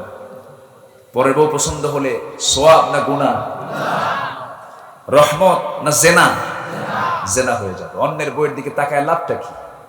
কোনো লাভ নেই, শুধু জাহান্নাম কিনতে হবে। অন্যের বউয়ের দিকে তাকাবো না, জোরে বলি ইনশাআল্লাহ। আমার দেশের বিয়ের পাত্রী দেখতে গেলে পাত্র দেখে না পাত্রের দুলাভাই দেখে? এই শয়তানি জিনিস। ছেলে দেখতে যাবে, ছেলের দুলাভাই মানে বড় বোনের কি, এটা কি স্বামী, এটাকে কি বলে? দুলাভাই বলে তো। দুলাভাই শালাকে বলে তুই মেয়ে চিনিস? কোন মেয়ের মধ্যে কি আছে আমি তো জানি। দেখেন কত বড় লুচ্চা, আছে না নাই? বদমাইশ এগুলো। মেয়েকে দেখবে যে বিয়ে করবে, সে যে প্রার্থী, যে বিয়ে প্রার্থী, বিয়ের নিয়তে সে দেখবে, এতে কোনো আপত্তি নাই। দেখবে বিয়ের নিয়তে সে দেখতে পারবে। কিন্তু এই মেয়েকে ছেলের বাবাও দেখতে পারবে না, ছেলের দুলাভাইও দেখতে পারবে না, বর পক্ষের ছেলে পক্ষের কোনো ভাইও দেখতে পারবে না। তবে হ্যাঁ মেয়েরা দেখতে পারে, মেয়েরা দেখতে পারে। কিন্তু আজকে অধিকাংশই দেখে বাবা আর দুলাভাই, কিছু মুরব্বীরা যায়া এরকম এইরকম করে দেখে। আছে না নাই বলেন? বাড়িতে যা তুই তোর বউ দেখ। মেয়েরা দেখলে তো হয় না, কারণ বিয়ে হয় না, এই তো প্যাঁচ লাগালো। কি রাগ করতেছেন নাকি আপনারা? আচ্ছা এইগুলো কথা কি বলার জরুরত আছে না নাই বলেন তো? আচ্ছা ছেলে যে দেখতে যাবে, ছেলে কি একা দেখবে না সাথে কিছু লোক থাকা দরকার? একা দেখলে তো বেকায়দা আছে, পাশে লোক আছে এটা বুঝতে হবে। পাশে লোক আছে কি বুঝতে হবে। গোপন গোপন কোন প্রেম করা যাবে? আসতে বলবে না, যাবে। এখন আছে না নাই? এখন এই নোংরামি আছে না নাই? কলেজের বারান্দায়, রাস্তার মোড়ে মোড়ে, শিশু পার্কে এখন শিশু না শিশুর মা? আসতে কর। শিশু পার্ক গুলো নাম দিচ্ছে না শিশু পার্ক। শিশু পার্কে কি শিশুরা যায় না শিশুর মারা যায়? কোনো শিশু নাই, সব বসে বসে গল্প করে। পুলিশরা পাশে দাঁড়ায় বলে আমরা পাহারা দিচ্ছি, চালিয়ে যাও তোমরা সোনার ছেলেরা। আছে না নাই? সব বন্ধ হতো, কিচ্ছু না, খালি 1.5 হাত লাঠির প্রয়োগ করলেই। আমি কি ভুল বলছি? 1.5 হাত লাঠির মধ্যে যে ওষুধ আছে, বুঝলেন, এই ওষুধ পৃথিবীর কোথাও খুঁজে পাবেন না। শুধু যদি 3 দিন যদি প্রশাসন বলে কোন পার্কে, কোন কলেজের বারান্দায়, কোন ভার্সিটির ক্যাম্পাসে যদি কোন ছেলে নিয়ে যদি এক জায়গায় দেখা হয়, নোংরামে তাকে পিটাইয়া সোজা করা হবে, কোন আদম সন্তানকে খুঁজে পাওয়া যাবে না, পাওয়া যাবে না। কিন্তু আজকে কি সেই চিত্র আছে? নাই। সিলেট ইউনিভার্সিটি প্রযুক্তি বিশ্ববিদ্যালয়ে উপাচার্য বলেছেন রাত 8টার পরে কোনো মেয়ে বাইরে থাকতে পারবে না, এটা ঘোষণা দিচ্ছে। ভালো, ভাইস চ্যান্সেলরকে ধন্যবাদ জানাচ্ছি, তিনি মুসলিম দেশের কালচারকে বুঝেছেন। ছাত্রীরা বলল, এ কোন উপাচার্য আসলো? এটা কি এই দেশের আইনে চলে না তালেবানি আইনে চলে? তালেবানি দেখেন, তালেবান লাগাই দিছে। শেষ পর্যন্ত উপাচার্য বলছে যে তালেবানি আইনেই চলবে এখানে। আল্লাহু আকবার বলেন। আমি উপাচার্যকে ধন্যবাদ জানাচ্ছি। আবার এইদিকে ঢাকা ইউনিভার্সিটির এক বদমাইশ শিক্ষক নামের কলঙ্ক, সে বলেছে কোন মেয়ে নিকাব পরে ইউনিভার্সিটিতে আসতে পারবে না, কারণ ছাত্রীরা হলো শিক্ষকের কাছে মেয়ের মতো। মেয়ে যদি হয়েই থাকে, ছাত্রী আবার পাত্রী হয় কেন? বেলকুচিতে নাই তো? আসতে বলে পড়তে যাইয়া পাত্রী হয়েছে না? আজ থেকে আসে না নাই? তো ছাত্রী যদি মেয়ের মতো হয়, ছাত্রী কেন পাত্রী হয়? অর্থাৎ সব জায়গায় বোরকা পরার দরকার আছে না নাই? যে সমস্ত শিক্ষকরা মেয়েদের মুখ পর্দা ছাড়া দেখতে চায়, এরা লুচ্চা চরিত্রহীন লম্পট, এদের নজর ঠিক নাই, এরা উলঙ্গ দেখতে চায়, ঠিক কিনা? কষ্ট পাচ্ছেন? কষ্ট পাচ্ছেন? বলার দরকার আছে না? আমার মা একটু মেহেরবানি করে দিনটা মানার চেষ্টা করেন। ফাতিমার ইন্তেকাল হলো, মারা যাচ্ছেন, স্বামীকে ডাক দিয়ে বলছেন, আমার স্বামী দিনের বেলা জানাজা দিবেন না, রাত্রে বেলা দিবেন। কেন? আমার লাশ অসংখ্য লোকের মাঝে ডিসপ্লে হবে, আমি কতটুকুন লম্বা, কতটুকুন খাটো, কতটুকুন চিকন, কতটুকুন মোটা, আমাকে না দেখলেও কাপড়ের উপর থেকে অনুমান করবে। আমি এতটুকুন পর্দা আমার খেলাফ হোক, আমি এটা চাই না। রাতের বেলা অন্ধকারে আমার জানাজা দিয়ে দিবেন। যেরকম সুবহানাল্লাহ। এখন মেয়ের বাড়ি, কোন বাড়িতে যদি কেউ মেহমান হয়ে যায়, আগে বাড়ির পুরুষ বাড়ায় না মেয়ে মানুষ বাড়ায়? পুরুষ আগে বের হয় না মেয়ে বের হয়? পুরুষ শুয়ে থাকে ঘরের মধ্যে, যায় বলে যা ওয়েলকাম জানা, এসে বলে আসসালামু আলাইকুম। আছে এরকম, আছে এরকম বদমাইশ আছে না? এরকম আছে, মিষ্টি সুরে কথা বলে, আসে বসেন। স্বামী যে বাড়িতে নাই, সে বাড়িতে স্বামীর কোনো বন্ধু ঢুকতে পারবে না। আসতে কোন কেন? আসতে কোন কেন? স্বামী নাই, পুরুষ মানুষ নাই, সেই বাড়িতে কোনো পরপুরুষ ঢুকতে পারবে না। এটাই তো ইসলাম। ওয়ালা তাকরাবুজ জিনা ইন্নাহু কানা ফাহিশাতাও ওয়া সাআ সাবিলা। জিনার নিকটই যেও না। 30 শ্রেণীর লোক জাহান্নামে যাবে। নাম্বার 1 হলো ঈমান যার নাই, সে কোথায় যাবে? নাম্বার 2 হলো প্রতিবেশীকে যারা কষ্ট দেবে। প্রতিবেশীকে কষ্ট দেওয়ার লোক তো আছে না? আছে নাকি? আছে, আছে। আপনার বাড়ির রাস্তার ধারে আরেকজনের বাড়ি, প্রতিবেশীর বাড়ির রাস্তায়, আপনার বাড়ির পিছনে কিন্তু রাস্তা নাই, মাঝে মাঝে গন্ডগোল লাগলে রাস্তা বন্ধ আছে। তুমি রাস্তা বন্ধ করবো, তোমার জন্য জান্নাত। দেখছেন, আস্তে আস্তে করে জান্নাত বন্ধ। নাম্বার 3 হলো অহংকারী ব্যক্তি। নাম্বার 4 হলো দুনিয়ার উদ্দেশ্যে যারা ইলম হাসিল করেছে। নাম্বার 5 হলো পরনিন্দা চগলখোর, যারা গীবত করে। নাম্বার 6 হলো আত্মহত্যাকারী, জাহান্নামী। নাম্বার 7 হলো আত্মীয়তার সম্পর্ক ছিন্নকারী, নিজের ভাইয়ের সঙ্গে সম্পর্ক নাই কিন্তু ধর্ম ভাই বানায়। আছে, আছে, আছে, আছে, আছে, জাহান্নামী। নাম্বার 8 হলো হারাম ভক্ষণকারী, যারা হারাম খাবার পেটের মধ্যে ঢুকায়, তারা জাহান্নামে যাবে। আমার কথা নাই বলেছেন মুহাম্মদ সাল্লাল্লাহু। নাম্বার 9 হলো উপকার করে খোটা আমারে, এমন লোক আছে না? নাই, না দিলে যাইতি কই, আছে না? আছে না? আছে না? খোটা মারা লোক জান্নাত পাবে না। নাম্বার 10 হলো তাকদীরকে বিশ্বাস যারা করে না, অস্বীকারী, তারা জাহান্নামী। নাম্বার 11 হলো অবাধ্য সন্তান, যারা বাপ মার অবাধ্য সন্তান বাংলার জমিনে নাই বললেই চলে। আছে? জ্যোতিষ জাদুঘর, মাদক নেশাকে যারা জায়েজ মনে করবে তারা জাহান্নামী। নাম্বার 14 হলো ঋণগ্রস্ত ব্যক্তি। আমি একটু আগে বলেছি প্রথমেই, ঋণগ্রস্ত যারা তারা জাহান্নামে যাবে। নাম্বার 15 হলো পুরুষের বেশধারী নারী, আছে না? পুরুষের মতো ড্রেস পরে, আছে নাকি? এরা হলো জাহান্নামী। এরপরে হলো আবার কিছু পুরুষ আছে মেয়েদের মতো ড্রেস পরে, আছে না? কিছু পুরুষ আছে কানে দুল লাগায়, আছে নাকি?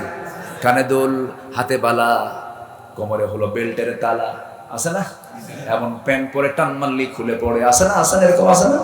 আছে। লুজ প্যান্ট পরে, এত নিচে প্যান্ট পরে সেজদায় গেলে পিছনে ফাঁকা, আছে? এরকম আছে? আছে। এগুলো পোশাক তো পোশাক নয়। পুরুষদের সুরত ধারণ করবে জাহান্নাম, মেয়েদের সুরত ধারণ করবে জাহান্নাম। নাম্বার 17 হলো ব্যভিচারী। নাম্বার 18 হলো মিথ্যাবাদী। নাম্বার 19 হলো অহংকারী গরিব। সালাসাতু লা ইউকাল্লিমুহুমুল্লাহু ইয়াওমাল কিয়ামাহ ওয়া লা ইউযাক্কিহিম। এক নাম্বার হলো আইলিম মুস্তাকবির, মালিকুন কাযযাব, যারা মিথ্যুক শাসক তারা জাহান্নামে যাবে। ব্যভিচারী জাহান্নামে যাবে। আর শাইখুজ জানি, বুড়া জেনাকার, বুড়া হয়ে গেছে এরপরে জেনা ছাড়ে না, আছে না? এরকম আছে না? আছে। এরা জাহান্নামে যাবে। একটা যুবক জেনা করেছে, তার শাস্তি বিবাহিত জেনাকারের চাইতে বেশি না কম? বলেন, বেশি না কম? কম। অবিবাহিত জেনাকার 100 দররা মিয়াতে জালদা, আল্লাহ শাস্তিও কমায়া দিয়েছেন। এই জন্য বুড়া জেনাকারকে আল্লাহ তাআলা মাফ করবেন না, তাকে জাহান্নামের কথা বলে দিয়েছেন। নাম্বার 20 হলো কঠোরতা অবলম্বনকারী, কটু ভাষা যারা প্রয়োগ করে। নাম্বার 21 হলো অধীনস্থের সাথে যারা দুর্ব্যবহার করে তারা জাহান্নামী। নাম্বার 22 হলো অঙ্গীকার ভঙ্গকারী, যারা ওয়াদা ভঙ্গ করে। এরপরে অঙ্গীকার ভঙ্গকারী অমুসলিমদেরকে যারা হত্যা করে তারাও জাহান্নামী। নাম্বার 24 হলো অন্যায়ভাবে মানুষকে যারা নির্যাতন করে তারা জাহান্নামী। পর্দাহীনা নারী তারা জাহান্নামী। নাম্বার 26 হলো অধীনস্থদেরকে ধোঁকা যারা দেয়, যারা বেতন নিয়ে নাটক করে। এমন গার্মেন্টসের মালিকও আছে না নাই? আসতে বলবেন না, আছে না নাই? 10,000 কোন শ্রমিকের 10,000 শ্রমিকের বেতন তারা মেরে খেয়েছে। এরকম জুলুম যারা করবে তারা জাহান্নামী। নাম্বার 27 হলো অন্যের সম্পদ আত্মসাৎকারী লোক, জাহান্নামী। নাম্বার 28 হলো মানুষকে দেখে দেখে যারা ইবাদত করে তারা জাহান্নামী। নাম্বার 29 হলো যে মহিলা অকারণে তালাক চায়, কোনো কারণ নাই, এমনি আমারে তালাক দাও, আছে না? এরকম মহিলা কিছু আছে না নাই? আছে। এই ব্যাপারে রাসূল লানত করেছেন। এই জন্য তালাকের রাইটস দেওয়া হয়েছে পুরুষকে না মহিলাকে? পুরুষকে। বিয়ের সময় অনুমতি নিতে হয় কার কাছে? মহিলার কাছে। আর যখন সংসার হবে না তখন পাওয়ার দেওয়া হয়েছে কাকে? পুরুষকে। তালাক দেবে কে? মহিলা না পুরুষ? পুরুষ তালাক দেবে। এই লেভেলগুলো রক্ষা করেছেন কে? এই লেভেলগুলো বাস্তবায়ন করেছেন কে? আল্লাহ তাআলা। নাম্বার 30 হলো মিথ্যা শপথ করে যারা পণ্য বিক্রি করে। ভাই এই কাপড়টার দাম কত? ভাই এত। ভাই এত টাকা দিই। ভাই আমার কেনাই নাই। আছে? এরকম বিক্রেতা তো বেলকুচি নাই, আজুগাড়া নাই, মকদ্দলাতি নাই, আছে না নাই? আছে। রাসূল বলেছেন এরা জাহান্নামী। 30টা শ্রেণী, যা 3 দিন লাগতো কয়েক মিনিটে বলে দিলাম, লম্বা সময় আমার নাই। যতটুকু হয়েছে আমরা বলে ফেলি আলহামদুলিল্লাহ। জোরে বলি আলহামদুলিল্লাহ। আমার গ্রামের এক ছেলে, কেউ যাবেন না, উনি আপনার সাথে কথা বলে এই দানটা প্রকাশ। আচ্ছা আলহামদুলিল্লাহ, বসেন, আমি বলে দিচ্ছি।